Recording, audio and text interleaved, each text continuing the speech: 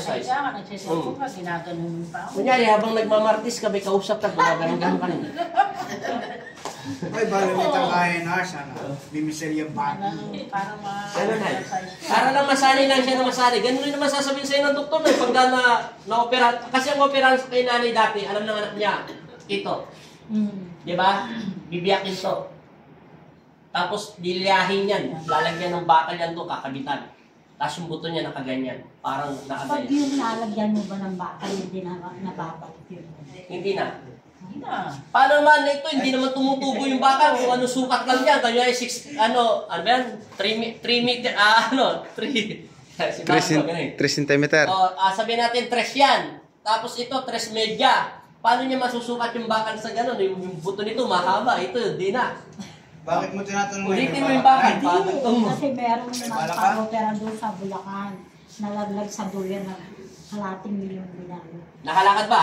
Hindi. O, hindi ka makakalakad na. Hindi. Pag nalaglag ka, lumabas pa yung Yung buto sa kapitan ano. dati doon sa amin. Hindi talaga. May bakal na, hindi nakalakad. Bawal ka sumakay ng motor. Bawal ka sumakay sa matagtag na sasakyan. Bawal ka sa mga... Hindi nakalakad. Opo, bawal kasi nga. Matagtag kasi nga tumatawag. At saka may edad na, ako may edad na yung napaka-opera siya. Hindi yung may bakal. Hindi yung sinasabi ko. May edad na yung napaka-opera. Kasi ano yan? Kasi umuwi dito sa Pampanga, yung namin mag-tricycle. Kasi yung anak niya, maliit lang ang ibo. Okay. Marites. Sige. Dapat alalayan. Tingnan muna natin. Huwag mo muna bibigla na kasi kapapasok lang yung buto. Narinig mo na antayin mo muna dumana na Okay, bigay mo yung tungkol. Alalay lang muna na antayin mo muna makalakad ka para pumasok siya ng gusto. Kasi magtutulak sa'yo yung gravity ng bigat ng katawan mo. Huwag ka muna magmadali, Nay. Sige, tayo na, Nay. Sabi mo na in Jesus' name. Jesus name. Amen.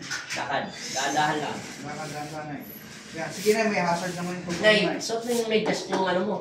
Tanggalin mo na lang kaya muna para alisin mo yung isa. Yan, sige, tanggalin mo. Oo.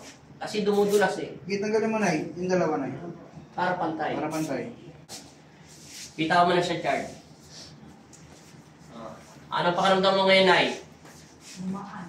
Gumaan. Kumaan. Takbo na, Nay. Yung bulsa. Dati, hindi naman nagagawa yan ni Nanay. Dapat lumakan din yung kalsado ko. 3 hakbang lang yan si Nanay, bibigay na.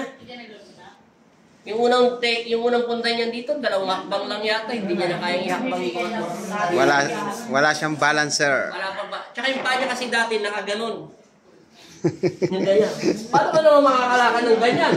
Isipin mo yung pa mo nakaganon, tapos itong hips nakaganon, tapos ito nakaganyan. Isipin mo nga yan. Babagsak siya. Ito, tumayo na ito. Ito may diferensya kasi niya, pinatayo ko. Ayan, tumayo. May diferensya, sa tagal na kasi niya Nay, magpapapera ka pa, Nay? Nay, dito ka na lang, Nay. Nay, magpapapera ka pa, Nay? Hindi na. Tapos itong hips niya, nakaganyan yan.